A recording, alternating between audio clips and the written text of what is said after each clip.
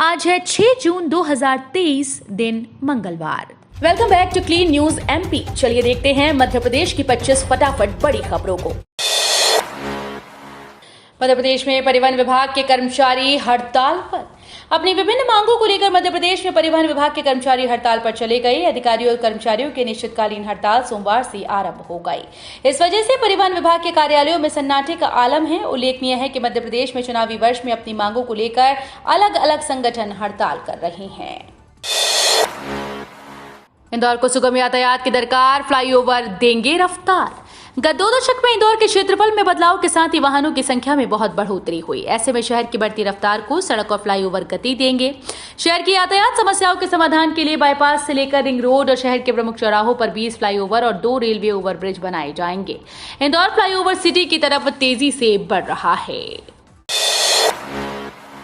मंदसौर गोलीकांड के 6 वर्ष पूरे होने पर आज 6 जून को कांग्रेस करेगी किसान सम्मेलन। आज 6 जून 2023 को मंदसौर गोलीकांड के 6 वर्ष पूरे होने पर प्रदेश कांग्रेस पिपलिया मंडी में किसान सम्मेलन करेगी। इसमें प्रदेश कांग्रेस अध्यक्ष कमलनाथ सहित पार्टी के अन्य वरिष्ठ पदाधिकारी हिस्सा लेंगे। शिवराज सरकार ने इसकी जांच के लिए सेवानिवृत्त न्यायाधीश जेके जैन की अध्यक्षता में आयोग गठित किया था। इसने 13 जून 2018 को प्रतिवेदन सरकार को सौंपा था, लेकिन ये विधानसभा में प्रस्तुत नहीं हुआ। कांग्रेस ने जैन आयोग सहित अन्य जांच आयोगों की रिपोर्ट सरकार बनने पर विधानसभा में प्रस्तुत करने का विषय वचन पत्र में शामिल किया।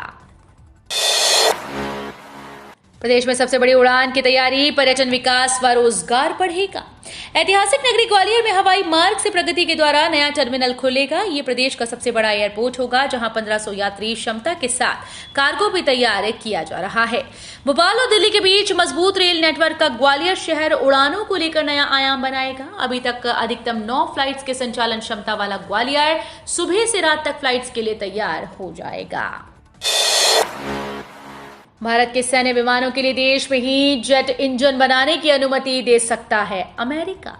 अमेरिकी प्रशासन जनरल इलेक्ट्रिक कंपनी को भारतीय सैन्य विमानों के लिए जेट इंजन बनाने की अनुमति दे सकता है। इस डील से जुड़े लोगों ने नाम न छापने की शर्त पर बताया कि बिडेन प्रशासन एक सौदे पर हस्ताक्षर करने के लिए तैयार है, जो कंपनी को भारत में ही वायुसेना के लिए जेट इंजन का उत्पादन करने की अनुमति देगा। अनुमान है कि अब 22 जून को प्रधानमंत्री नरेंद्र मोदी आधिकारिक यात्रा पर अमेरिका जाएंगे, तो इस डील पर हस्ताक्षर किए जाएंगे। 10 जुलाई से शुरू होगा मध्य प्रदेश विधानसभा का मानसून सत्र, अनुपूरक बजट होगा प्रस्तुत।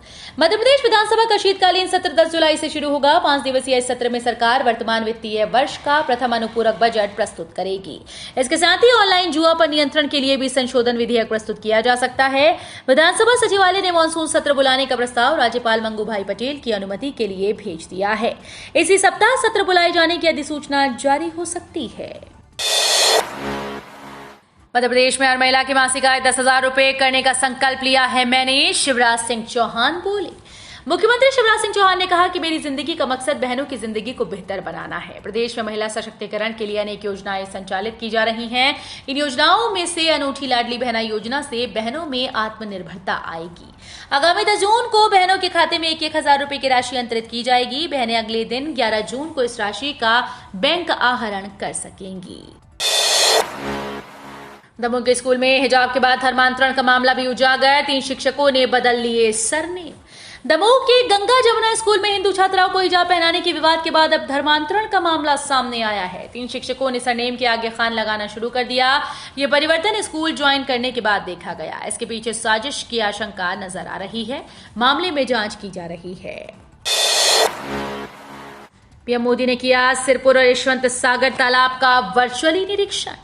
विश्व पर्यावरण दिवस के अवसर पर प्रधानमंत्री नरेंद्र मोदी ने इंदौर के सिरपुर और यशवंत सागर तालाब का वर्चुअली निरीक्षण किया। इस मौके पर पीएम मोदी ने पर्यावरण के महत्व के बारे में बात की। उन्होंने कहा कि भारत अपने विकास के लिए किसी अन्य क्षेत्र की तरह बड़े पैमाने पर पर्यावरण पर ध्यान केंद्रित कर रहा है।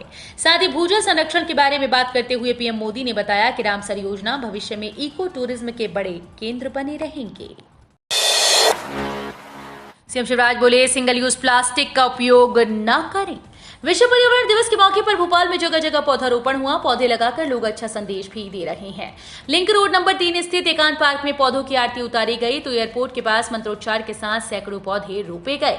सीएम शिवराज सिंह चौहान ने भी पौधारोपण किया। उन्होंने आह्वान किया कि सिंगल यूज प्लास्टिक का उपयोग न करें। जन्मदिन या कोई अन्य शुभ अवसर हो, पौधे जरूर लगाएं। इस जिले में खुलेगा मध्य प्रदेश का यूनिटी मॉल, रखे जाएंगे ये उत्पाद।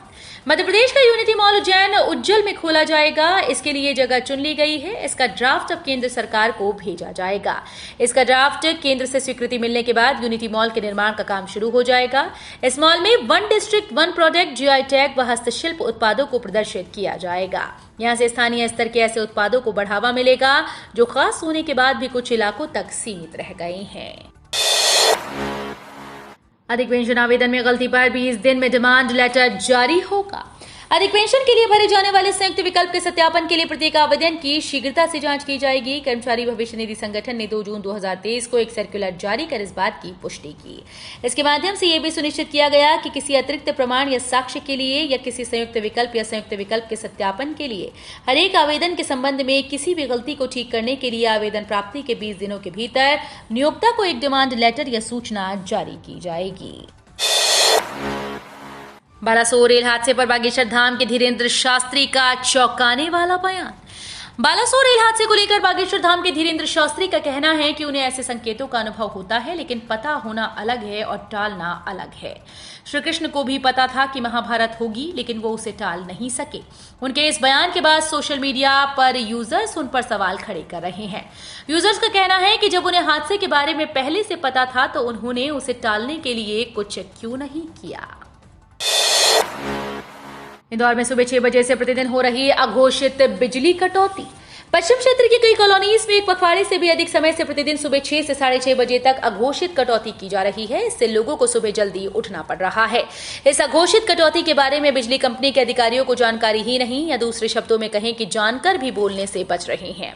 ऐसा प्रतीत हो रहा है कि एक बार फिर से 20 वर्ष पुराना समय आ गया है जब सुबह 5 बजे से कटौती की जाती थी। जानकारी के अनुसार बिजली कंपनी के गुमाश्ता नगर और पास के अन्य जोन के अंतर्गत आने वाली कई कॉलोनीज में प्रतिदिन सुबह 6 बजते ही बिजली गुल हो जाती है। अब निगम तैयार कर रहा व्यापारियों की सूची। तैयारियों के साथ शिफ्ट होगा टीटी नगर हाट बाजार। टीटी नगर हाट बाजार को लेकर पिछले रविवार हुए हंगामे के बाद अगर नगर निगम ने व्यवस्था बनानी शुरू कर दी है। रविवार को हाट बाजार अपनी पुरानी जगह पर लगा। साथ ही निगम के अधिकारियों ने बाजार में पहुंचकर व्यापारियों की सूची तैयार की। अब इनकी संख्या के आधार पर नई जगह पर दुकानों के लिए व्यवस्था की जाएगी। इसके बाद हाट बाजार शिफ्ट होगा। अधूरी तैयारी पर शिफ्टिंग के बाद बनी स्थिति से परेशान व्यापारियों की समस्या को लेकर नवदुनिया ने प्रमुखता से खबरें प्रकाशित की थी। स्टेशन पर बनाया हेल्प बूथ। बालासोर रेल दुर्घटना में घायलों की दे रही सूचना। ओडिशा के बालासोर और भद्रक स्टेशन के बीच बहानागा में हुई रेल दुर्घटना ने जबलपुर समेत देश भर के रेल मंडल में हड़कंप मच गया। घटना की वजह सामने आने के बाद RRI यानी रूट रेल इंटरलॉकिंग सिस्टम की खामियां सामने आई। जबलपुर रेल मंडल द्वारा सभी रेलवे स्टेशन पर घटना से जुड़ी जानकारी और बालासोर ट्रेन एक्सीडेंट में घायलों के बारे में बताने के लिए हेल्पलाइन बूथ और नंबर जारी किए गए। जबलपुर रेल मंडल द्वारा दुर्घटना में शामिल यात्रियों को किसी भी नजदीकी रिश्तेदार परिजनों को दुर्घटना से संबंधित जानकारी देने के साथ आरक्षण से संबंधित जानकारी देने के लिए बूथ बनाया गया है। प्रतियोगी परीक्षाओं की तैयारी के लिए बड़ा केंद्र बन गया इंदौर। पारंपरिक और व्यावसायिक पाठ्यक्रम के अलावा विद्यार्थियों के लिए अब इंदौर प्रतियोगी परीक्षा की तैयारी का केंद्र बन गया है। हर साल हजारों युवा यहां कोचिंग पढ़ने आते हैं। सरकारी नौकरी की तरफ युवाओं का रुझान बढ़ा है। वे PSC, UPSC, बैंक PO और रेलवे की परीक्षाओं की तैयारी करते हैं। कुछ अंग्रेजी तो कुछ गणित या रीजनिंग के लिए कोचिंग जाते हैं, जबकि अधिकांश युवा अपने स्तर पर इन परीक्षाओं की तैयारी करते हैं। सिर्फ मॉक टेस्ट के लिए कोचिंग में पढ़ते हैं। बीते एक दशक में इंदौर में 500 से ज्यादा कोचिंग क्लासेस खुल गई हैं। IIT इंदौर को NIRF 2023 रैंकिंग में 28वां स्थान। IIT इंदौर ने सोमवार को जारी किए गए NIRF 2023 रैंकिंग में कुल 28वें स्थान पर जगह बनाई। IIT इंदौर ने रिसर्च के मामले में 21वां स्थान हासिल किया। IIT इंदौर ने इंजीनियरिंग की रैंकिंग में 14वां स्थान हासिल किया है। NIRF 2023 रैंकिंग की ताजा जारी सूची में भोपाल का आईसर ने ओवरऑल रैंकिंग में 60वां स्थान हासिल किया। वहीं IIT इंदौर ने 28वें स्थान पर जगह बनाई है। MP चुनाव से पहले उज्जैन में आएगा ये बड़ा बदलाव। मध्य प्रदेश की धार्मिक राजधानी उज्जैन में कालियादेह गेट से इमली चौराहे के बीच चौड़ीकरण शुरू हो गया है। इस मार्ग पर 439 मकानों दुकानों को तोड़कर रास्ता चौड़ा किया जाएगा। चौड़ीकरण को लेकर बीजेपी और कांग्रेस आमने सामने हैं। सबसे खास बात यह है कि चौड़ीकरण सबसे पहले प्रभावशाली लोगों के मकान तोड़े जा रहे हैं।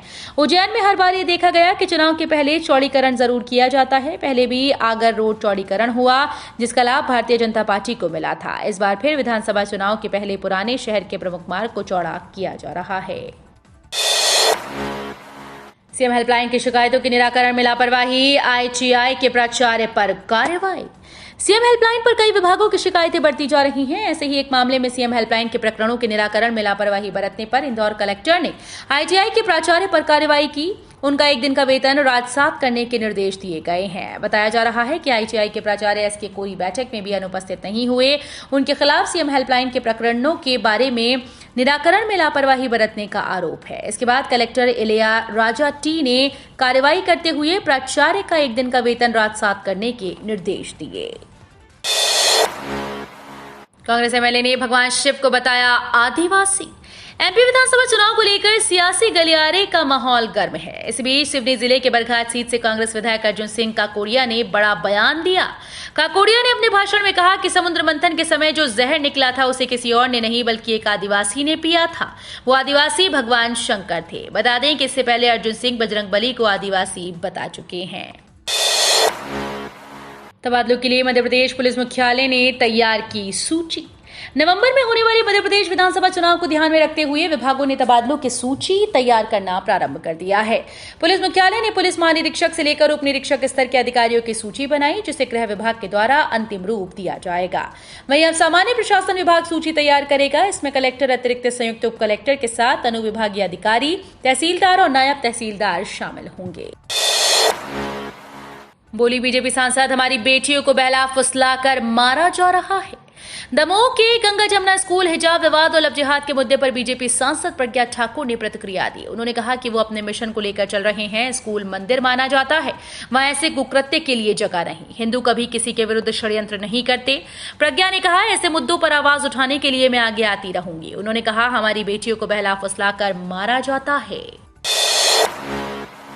सीएम ने चेताया, लाडली बहना योजना में गड़बड़ी की तो जेल होगी।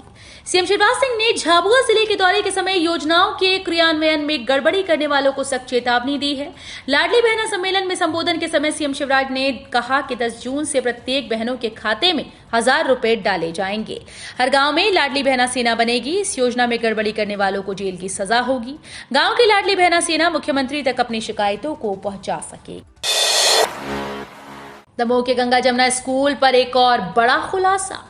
दमोह के गंगा जमुना स्कूल में हिंदू लड़कियों को हिजाब पहनाने का मामला सामने आया था। अब खबर है कि ये स्कूल धर्मांतरण का अड्डा था। यहाँ बिना हिजाब एंट्री बैन थी। स्कूल में केजी फर्स्ट के बच्चों को 5 पिलर्स ऑफ इस्लाम पढ़ाया जाता था। स्कूल के प्रिंसिपल खरे धर्मांतरण कर अफसरा शेख बने। स्कूल संचालक के पास हजारों एकड़ जमीन के सबूत मिले हैं, जिसके बाद विदेशी फंडिंग की संभावनाएं जताई जा रही हैं। तो ये थी आज की 25 फटाफट बड़ी खबरें। अगर आपको न्यूज पसंद आई हो तो वीडियो को लाइक और शेयर जरूर करें। धन्यवाद।